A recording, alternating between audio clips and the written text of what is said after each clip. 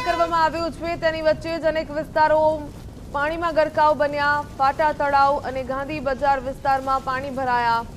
ગાંધી બજાર અને ઉર્જા 4 રસ્તા પર પાણી જ પાણી। ભરૂચમાં વરસાદી પાણીના કારણે માર્ગો બંધ કરાયા।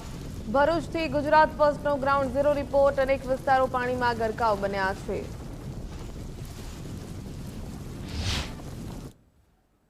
ભરૂચ જિલ્લા સહિત 8 જિલ્લાઓને રેડ એલર્ટ ઉપર મૂકવામાં આવ્યું છે। 3 દિવસ સતત ભારે વરસાદ વરસવાની આગાહી હવામાન વિભાગ દ્વારા કરવામાં આવી છે। ભરૂચમાં મધ્યરાત્રિએથી ધોધમાર વરસાદ વરસી રહ્યો છે। ભરૂચના અનેક માર્ગો જળમાર્ગમાં ફેરવાઈ ગયા છે। ભરૂચ શહેરનો ફાટા તળાવ વિસ્તાર, ચોક બજાર, ગાંધી બજારની વાત કરું હું તમને પ્રથમ દ્રશ્ય બતાવીશ।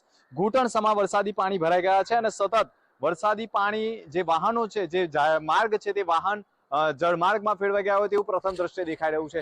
ખાસ કરીને આ વિસ્તારમાં 500 થી વધુ વેપારીઓ આવેલા છે અને આ વેપારીઓ જ્યારે પણ ચોમાસાની સિઝન આવતી હોય છે ત્યારે સતત વરસાદી પાણીના કારણે પોતાના રોજગારો બંધ કરવાની નોબત આવી જતી હોય છે। ભરૂચની ચારે કોર તમે જોઈ રહ્યા છો, સતત પાણીનો ભરાવો સર્જાઈ ગયો છે અને પાણીની સતત નદી વહેતી હોય તેવા દ્રશ્યો જોવા મળી રહ્યા છે। જેના પગલે ભરૂચના ગાંધી બજાર, ચોક બજાર, ખાસ કરીને ફાટા તળાવ વિસ્તાર સહિતનો વિસ્તાર તમે જોઈ રહ્યા છો, સંપૂર્ણ વિસ્તારમાં જે માર્ગો છે તે જળમાર્ગમાં ફેરવાઈ ગયા છે। વેપારીઓની જે દુકાનો છે તે બંધ છે। ઘણા વેપારીઓની દુકાનોમાં પાણી પણ ફરી વળ્યા છે અને વેપારીઓને જે સામગ્રી છે તેને પણ નુકસાન થયું હોવાના અહેવાલો મળી રહ્યા છે।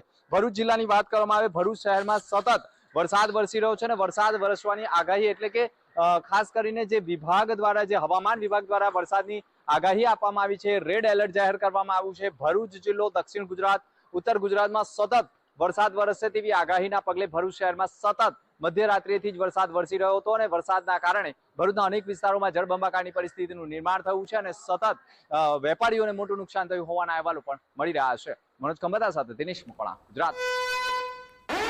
વાત કરીએ